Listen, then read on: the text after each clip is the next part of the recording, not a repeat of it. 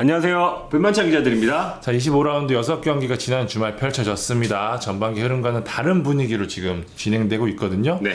굉장히 지금 위아래 지금 순위표 요동을 칠 기세를 보이는데 25라운드 6경기 빠르게 리뷰해 보도록 하겠습니다. 네. 첫 경기는 강원과 대구의 경기입니다. 강원이 2대0으로 승리했습니다. 흐름상 굉장히 중요한 의미를 지닌 경기였는데요. 강원과 대구가 전반기 때와는 정반대 행보를 달리고 있습니다. 결과도 홈팀 강원이 2대0으로 승리를 했는데 내용에서도 강원이 앞섰습니다. 강원은 경고 누적으로 빠진 김영빈 자리에 아슐마토프를 세우고 중원을 김동현과 김대우로 구성을 했습니다. 김대우, 송준석 카드를 처음부터 쓰면서 일찌감치 22세를 해결했고요. 고무열, 이정엽, 조재환, 3톱을 처음부터 가동했습니다.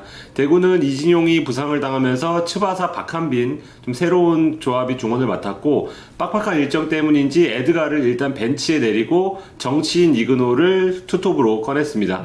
초반부터 강원 기세가 좋았습니다. 맞아요. 네. 네, 이정엽이 전방에 버텨주니까 강원 공격이 분명 더 까다로워진 인상을 주는데요. 제가 그 TSG 멤버들과 얘기를 했는데 이정엽 효과에 대해서 굉장히 입이 마르게 칭찬을 하시더라고요. 네, 이제 그 감독도 서서히 이정엽을 좀 인정하는 그런 느낌도 받고 있고 전반에는 득점이 나오지 않았는데 후반에는 윤석영, 황문기, 김대원 지금 패턴이잖아요. 네. 이들을 투입한 후반에 승부수를 띄우는데 결실을 맺습니다. 후반 23분과 36분 임창우와 조재환이 연속 득점하는데요. 뒤에 장면을 보면 모두 탈압박에 의한 역습에 의한 득점입니다.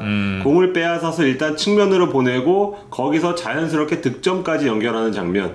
첫 골 장면 돌아보면 아무래도 공이 골키퍼 정면으로 향했기 때문에 골키퍼 대응이 다소 아쉬웠다. 뭐 차기도 잘 찼지만 그렇게 말할 수 있고 두 번째 골은 최종 수비수의 좀 대처가 좀 아쉬웠다. 네, 그렇게 해서 대구가 연속 실점했고요. 그런데 이제 대구가 연속 실점한 이유는 뭐 수비진에서도 찾을 수 있지만 너무 쉽게 역습을 허용한다는 점입니다. 예, 그 김병수 감독도 대구의 강점을 꼽아달라는 얘기에 세징야 에드가가 공을 지켜주기 때문에 정말 힘들다. 뺏기도 힘들고 실점 확률도 높아진다. 그런데 지금은 그게 예전 같지 않습니다. 세징야도 공을 자주 잃고 자기 지역에서 공을 뺏기기 때문에 역습을 맞습니다. 지금 대구도 그렇고 수삼도 그렇고 전반기에 3백 서서 잘 나가는 팀들이 힘이 쭉 빠진 상황이거든요. 그런데 반대로 강원은 이제야 몸이 풀린 것처럼 에너지를 뿜어내고 있습니다. 원래 멤버는 좋았던 팀이잖아요. 원래 이 정도 해야 되는 팀이죠. 네. 네, 뒤에 보시죠. 후반기 막바지에도 압박을 해서 상대를 몰아냅니다. 그리고 자기 진영에서 자연스럽게 빠져나온 모습도 볼 수 있습니다. 체력적으로 준비가 돼 있고 다음에 뭘 할지를 안다는 그런 느낌을 줍니다. 대구는 3연패를 당했는데 3연패는 2019년 7월 이후 2년 만입니다. 계속 여기는 연승할 때도 기록 세고 연패할 때도 그렇죠. 기록이네요. 그 전에 무패도 신기록 세웠는데요. 강원은 최근 3경기에서 2승 따내면서 확실히 반전을 했고 특히 홈 강원이 까다롭다는 걸 매경기 보여주고 있습니다. KM 누구로 할까요? 6년 만에 K리그에서 골을 터뜨린 임창우로 하겠습니다. 네, 서서히 대체 불가 우측 윙백으로 자리매김하고 있는데 귀중한 골까지 터뜨렸습니다. 강원 공격이 왼쪽으로 치우친 감이 있거든요. 왜냐하면 조재환도 왼쪽에서 가운데로 파고들고 윤석영도 왼쪽에서기 때문에 그런데 임창우가 있기 때문에 그나마 좀 균형을 잡을 수 있습니다. 기록을 찾아봤더니 놀라운 게 임창우가 4월 20일 광주전 이후로 14경기 연속 풀타임 뛰고 있습니다. 한 번쯤은 쉬게 해도 되는데 너무 혹사 논란이 일어날 정도로 그만큼 대체 불가란 얘기겠죠. 대체 불가 열심히 뛰고 있습니다. 네, 두 번째 경기는 제주 울산전입니다. 2대2로 승부를 가리지 못했네요. 제주는 무승부가 벌써 14개입니다. 예, 그야말로 역대급 무죄배라는 소리가 나올 수밖에 없는데 네. 일선 지도자들한테 물어보면 항상 거의 대답이 비슷해요. 3무랑 1승 2패 중 누가 더 낫냐? 왜냐면 승점 3점 같잖아요. 대부분이 뭘 꼽냐? 1승 2패를 꼽아요. 그러니까 흐름을 바꿔줄 수 있다는 의미에서 승리가 낫다고 하는 얘기거든요. 그러니까 무승부는 변화를 주기도 애매하다. 저희가 프리뷰에서도 얘기를 했었는데 제주는 못 이기는 경기가 너무 많다는 게 지금 문제인데 좋게 말해서는 지지 않는 건데 사실 지금 상황에서 지지 않아서 얻는 기쁨보다 못 이기는 아쉬움이 더 클 수밖에 없는 그렇죠. 그런 상황이거든요. 제주는 이날 좌우 윙백에 변화를 주면서 속도에 대한 변화를 줬는데 역시나 늘 그랬듯이 경기는 나쁘지 않았습니다. 제가 이 경기 끝나고 이런저런 관계자 통화했는데 게임 좋아 이 소리를 너무 많이 들었거든요. 제주 특유의 압박과 기동력 여전했고 상대를 틀어막는 그런 스타일도 여전히 좋았고요. 전반 22분이었죠. 오승훈의 아쉬운 펀칭 미스를 힌터제어가 놓치지 않으면서 선제골을 내주는데 이후 주민규의 매서운 발끝이 승부를 뒤집습니다. 전반 26분이었죠. 진성이 오른쪽을 돌파하면서 내준 볼을 주민규가 뛰어들면서 마무리를 합니다. 이 골이 나오는 과정에서 이 진성호가 불투이스의 충돌 장면이 있거든요. 이게 VR까지 가는데 이 판정 이후로 좀 주요 장면마다 좀 이견이 좀 생긴 게 아닌가라는 생각이 들 정도로 이 판정 하나가 경기에 미친 영향이 상당히 컸고요. 주민규는 후반 9분이었죠. 이창민의 패스를 멋지게 마무리하면서 시즌 13번째 골을 기록합니다. 주민규가 확실히 그런 피니시는 굉장히 좋은 것 같아요. 최고죠. 네. 이후 일진 일퇴의 공방이 이어지면서 재밌는 경기가 되는데 울산이 후반 27분 교체 투입된 오세훈이 멋진 트래핑에 이은 득점으로 승부를 다시 원점으로 돌립니다. 오세훈이 울산 유니폼을 입고 기록한 첫 골이라고 합니다. 이 득점도 오세훈과 권한진이 직전에 또 충돌하는 장면이 있었는데 비슷했어요. 네, 울산 쪽에 손을 들어줬죠. 그러면서 후반 38분이었죠. 불투이스가 진성욱을 잡아채는 장면. 이 결과 VR 결과 노파울로 인정이 되는데 심판소의 결과를 좀 봐야 되기는 하겠지만 전체적으로 좀 주심의 콜이 일관성이 좀 떨어지지 않았나. 그래서 좀 이 재밌는 경기에 비해서는 약간 좀 심판 판정이 좀 아쉬운 부분이 있지 않았나라는 생각이 좀 들었고요. 경기는 2대2로 마무리가 됩니다. 반등이 필요한 제주나 전북의 추격을 받는 울산 모두 좀 아쉬운 결과가 아닌가 싶은데 제주는 운이라는 실타래가 좀 꼬인 모습이라면 울산은 좀 정형화된 느낌을 좀 많이 받거든요. 선발 라인업부터 교체, 뭐 경기 양상, 지금 뭐 울산 경기를 보신 분들은 이 타임에 누가 들어가고 이런 거 지금 다 아시는 상황일 정도로 지금 매 경기 반복되는 모습인데 여기에 최근 좀 수비가 흔들리거든요. 김기 불투이스 라인이 상대 속도에 좀 고전하는 모습이 여러 차례 보이는데 좀 폼도 좀 초반 같지 않거든요. 앞쪽 압박이 전체적으로 좀 부실한 상황에서 원두제에 걸리는 하중이 큰데 벤치에 좋은 자원이 많기 때문에 좀 뭐 박용우 카드라든지 아니면 좀 홍철적으로 지금 공격이 좀 쏠리고 있는데 이명재를 쓴다든지 뭐 이런 변화가 좀 필요한 시점이 아닌가 싶습니다. KOM 누굽니까? 주민규로 하겠습니다. 네. 우울한 제주의 한 줄기 빛이라고 할 수 있을 것 같은데요. 제주의 주맨. 네, 이날도 멀티골 포함해서 13골로 득점 공동선두로 뛰어 올랐습니다. 주민규의 장점이 저는 몸싸움, 뭐 위치 선정도 있겠지만 결정력 빼놓을 수 없을 것 같은데 23번의 유효 슈팅 중에서 13골을 만들었습니다. 야. 이날 슈팅 2개밖에 안 날렸는데 2골 만들었어요. 네. 그러니까 이게 주민규는 굉장히 잘하고 있지만 어쨌든 이게 결승골로 이어지지 않고 있다는 점이 제주나 주민규나 안타까운 부분이 아닐까 싶습니다. 다음 경기는 세 번째 경기 수원과 성남전입니다. 성남이 2대1로 이겼습니다. 승리는 성남이 했지만 먼저 수원 이야기부터 해야 될 것 같습니다. 최근 5경기 1무 4패인데요. 지난 프리뷰에서도 말씀을 드렸지만 FA컵에서 주전급들을 대거 쉬게 하고 그렇기 때문에 지금 상황에서 꾸릴 수 있는 베스트 전력을 이번 경기에 초점을 맞춰서 내세웠음에도 불구하고 패했거든요. 네. 내부적으로 좀 충격이 클 수밖에 없는 그런 패배일 것 같은데 일단 좀 변화를 어떻게 줬냐. 니콜라우를 최전방에 선발로 기용했고요. 권창훈을 허리진에 넣는, 그러니까 가장 믿을 만한 카드가 현재 권창훈이잖아요. 네. 그러니까 허리에 넣었다는 거는 역시 고승범 공백, 한석중 부진으로 약해진 쓰리미드를 좀 살려보겠다는 것이었는데 권창훈의 개인 능력은 역시 클래스가 있습니다.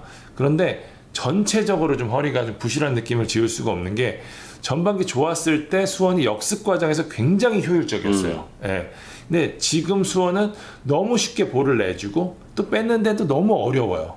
그러니까 중앙에서 이렇다 보니까 측면도 좀 같이 죽어버리면서 밸런스도 무너졌고 전체적으로 무기력해지는 모습이 반복되고 있고 공격에서 정상빈이 그나마 공격적으로 움직이는데 뒤쪽에서 침투 패스도 나오지도 않고 또 그나마 그 공간도 만들어줄 선수가 없다 보니까 위력이 반감될 수밖에 없고 여기에 또 그나마 풀어줘야 되는 후반기 들어서 지금 외국인 선수들의 중요성이 굉장히 크게 느껴지고 있는데 수원 입장에서는 지금 제리치 니콜라우가 지금 한숨 나오는 활약을 펼쳐주고 있거든요.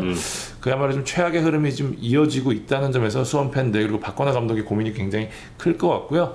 반면 성남은 확실히 권경원, 리차드, 이종성으로 이어지는 수비 라인이 자리 잡으면서 빌드업이 되니까 경기가 풀려요. 이날 성남은 보다 좀 공격적으로 움직이는 모습이 좀 많이 보였거든요. 정석화 선수, 저는 강원에 있던 시절에 굉장히 좋아해서 기사로도 대표팀 한번 좀 뽑아야 되는 선수라는 기사도 쓴 적이 있었는데 특유의 폭발적인 움직임이 좀 서서히 살아나는 모습, 지난 경기까지 좀 아쉽긴 했지만 이날 경기에서 굉장히 좋았기 때문에 성남이 전체적으로 공격에서 힘을 받는 모습이었고요. 뮬리치의 좀 프리킥에 이어서 경기로 돌아오면 그 이종성이 리바운드가 골대를 맞고 나오는 아쉬운 장면을 놓쳤던 성남이 전반 25분이었죠. 리차드의 멋진 헤더가 수원의 골망을 흔들면서 앞서 나갑니다. 리차드는 정말 성남의 보물이 아닌가 싶을 정도로 공수에 있어서 완벽한 선수고요. 수원은 후반 11분 니콜라우가 김태환의 롱스로인의 멋진 터치에 이은 슈팅으로 연결하면서 동점골을 만들거든요. 이게 니콜라우의 데뷔, 그러니까 첫 선발 데뷔에서 데뷔골을 기록한 건데요. 이 흐름이 수원에서 가장 위협적인 모습이었던 권창훈을 빼면서 무게추가 좀 급격히 성남 쪽으로 기울거든요. 양현모의 이 선방에 막혀서 득점에 어려움을 겪던 성남이 후반 43분 뮬리치가 환상적인 터닝 슈팅으로 결승골을 뽑아내는데 그야말로 절묘한 슈팅이었습니다. 이 골로 성남은 연승에 성공하면서 중위권 도약의 발판을 마련하고 수원은 계속해서 지금 부진의 늪에 빠진 상황이 됐습니다. 네, KOM 누굽니까? 뮬리치 뺄 수가 없겠죠. 성남이 아무리 뒤에서 잘 만들어도 마무리가 안 되면 끝인데 뮬리치는 지금 뭐 상대적으로 열악한 지연 속에서 뛰고 있거든요. 압도적인 개인 능력으로 득점을 만들고 있습니다. 역습상에서 치고 나가는 부분은 뭐 거의 최정상 윙어 전성기 때 카카를 연상시킬 정도인데 어떻게든 마무리까지 지으려는 동작이 참 좋고요. 유효슈팅 1위를 달리고 있는데 이날도 6개의 슈팅 중 무려 5개를 골문으로 보내는 집중력을 발휘하면서 결승골까지 성공시켰습니다. 자, 네 번째 경기는 전북 서울전이었습니다. 전북이 3대2로 이기면서 흐름을 계속 이어갔습니다. 네, 펠레스코로 승리하면서 선두 울산과의 승점 차가 3점으로 줄어들었고요. 두 경기를 덜 치렀기 때문에 확실히 이제는 울산을 압박할 수 있는 포지션을 잡았습니다. 다득점도 4골로 벌렸습니다. 네, 그래서 이제 좀 힘을 받고요. 경기 이야기해보면 전북의 키워드는 이겁니다.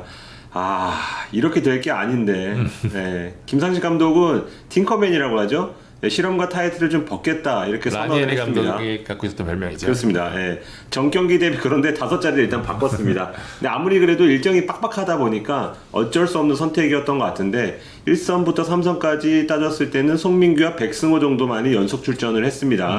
출발은 대단히 좋았습니다. 19분 만에 한교원, 구스타포가 연속골로 이 2골 차로 벌립니다. 첫 골은 행운이 따랐고 얼떨결에 구스타포 맞으면서 두 번째 골은 이유연의 왼발 크로스와 구스타포의 헤더가 정석과도 같은 교과서와 같은 장면을 만들었습니다. 여기서 근데 마음이 좀 풀어진 게 아닐까. 구스타포가 그 이후로도 헤트트릭 할 기회가 있는데 두 번의 결정적인 찬스를 날립니다. 여기서 서울 얘기해보면 공비가 없는 수비적인 라인업을 좀 들고 나왔거든요.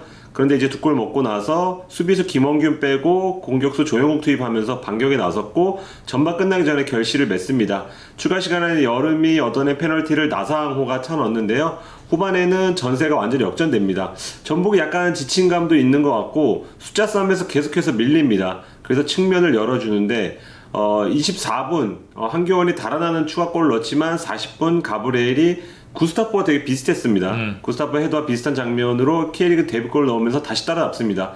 그래서 서울이 따라잡을 수 있는 그런 그림이 그려졌기 때문에 저는 전북 키워드가 이렇게 될 게 아닌데 뽑은 거고요. 그랬군요. 네, 강팀을 리드 잡았을 때 그걸 유지하는 모습을 보여야 하거든요. 그런데 2골을 먹었다는 것 자체가 김상식 감독도 수비수들에게 계속해서 그 요구를 하는 장면이 나왔던 만큼 뭔가 뜻대로 안 된 거고 서울 키워드는 이렇게까지 했는데가 되겠습니다. 네, 지도원 헤더, 팔로 발리 아쉬웠습니다. 그런데 이제 박정빈과 어떤 그 조영욱의 콤비 플레이가 정말 아쉬웠습니다. 맞아요. 네, 박정민이 한 6명을 찌르는 대지를 가르는 패스를 했는데 조영욱이 1대1 찬스를 놓칩니다. 그리고 이 전에 세 번째 골 실점 장면도 다시 보고 싶은데요. 문선민이 주고 들어갈 때 공간이 빕니다. 그리고 뒤로 빠져나오는 인류를 마크하는 선수도 없습니다. 이거는 전술상의 문제도 있겠지만 디테일의 문제라고 보거든요. 결국은 디테일에서 좀 앞서는 전북이 승리할 수밖에 없었던 경기라고 생각됩니다. 자, KM 누구로 갈까요? 구스타포 안 할 수 없습니다. 2골 놓치고 약간 짜증내면서 교체가 되긴 했지만 이게 지난 대구전에 이어서 이날도 골과 도움을 동시에 기록을 했습니다. 3경기 연속 어시스트를 기록했습니다. 비로소 팀플레이어가 됐다는 평가 내릴 수 있고요. 구스타포가 괜히 과거에 유명한 유럽 구단에 관심을 받은 선수가 아니란 걸 증명하고 있습니다. 5번째 경기 가보겠습니다. 포항과 수협전, 포항이 3대1로 승리했습니다. 포항이 송민규 없이 사는 법을 깨우친 것 같다라는 키워드를 드리고 싶은데 네. 이날 경기 핵심 역시 강상호 시프트였습니다. 그렇죠. 여러 차례 말씀드리지만 이 김기동 감독이 여우라는 게 위기에 대처하는 방법에 능하고 중요한 건 색깔을 유지한다는 거거든요. 사실 송민규 이적 후 첫 경기에서는 강상우를 10번으로 활용했었는데 이날은 상무 시절에 위력을 발휘했던 왼쪽 날개로 기용을 했거든요. 크베시치 팔라시오스가 돌아오면서 강상우까지 포진된 이선이 확실히 무게감이 생긴 모습이었고요. 수원FC는 경고 누적으로 박주호가 빠진 자리에 이기혁이 출전 시간을 늘렸고 타르델리가 선발로 나선 게 눈에 띄었습니다. 공격적인 두 팀의 대결이었기 때문에 굉장히 경기는 재밌는 흐름으로 진행이 됐습니다. 수원FC는 초반 라스의 두 번의 찬스가 모두 무산된 게 대단히 아쉬웠을 것 같은데요. 김도균 감독도 경기 후 이 찬스가 무산된 것에 대해서 굉장한 안타까움을 보였더라고요.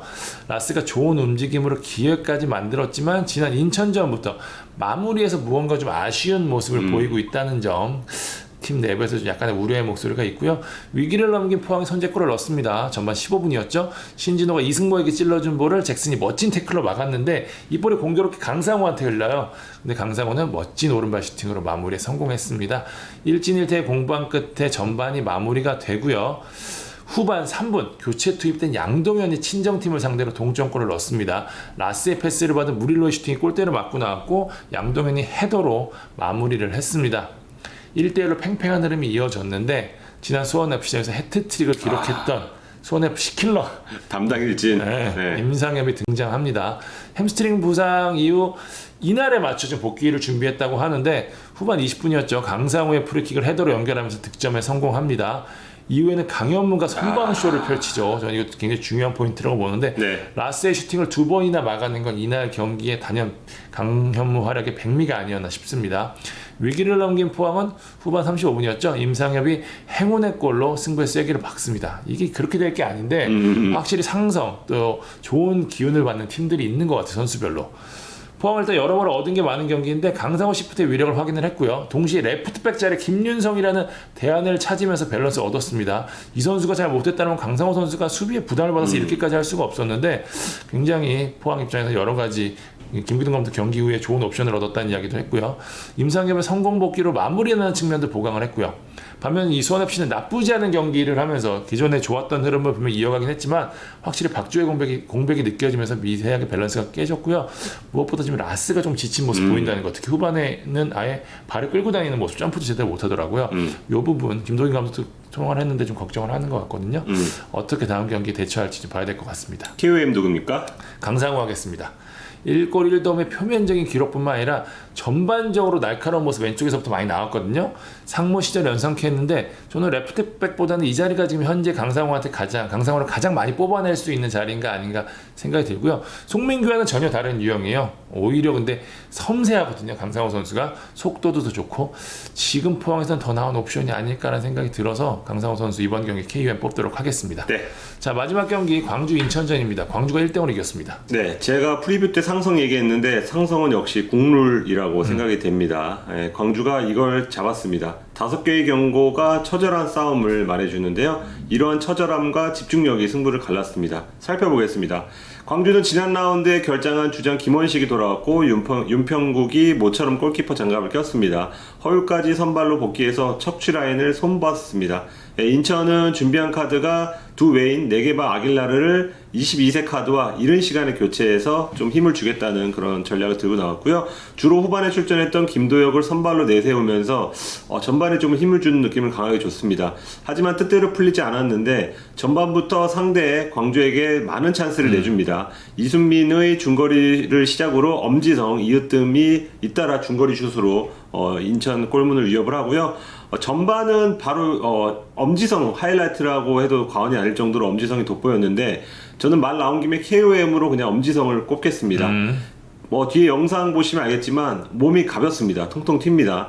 순간적인 동작으로 슈팅각을 잡는 그런 센스가 좀 돋보이는 장면이었고 이날 양팀 통틀어 가장 많은 4개의 슈팅을 때렸는데 그중 하나가 들어갔다면 금상첨화겠지만 아쉽게 득점에 실패합니다. 그럼에도 제가 이 경기의 왕으로 선정한 이유는 다음 장면 때문인데요. 롱스로인을 본인이 던지고 슬금슬금 달려갑니다. 근데 흘러나온 공을 무거사가 가슴으로 잡아두는데 어디선가 엄지성이 나타나서 공을 뺐습니다. 그리고 여기서 어정쩡하게 공을 뺏기는 게 아니라 오른발 페이크를 주면서 네게바를 완전히 속이죠. 그래서 네게바가 발을 뻗을 수밖에 없었고 이 발에 걸려서 페널티가 주어집니다. 이것을 헤이스가 쳐넣고 이 골은 그대로 결승골이 됩니다.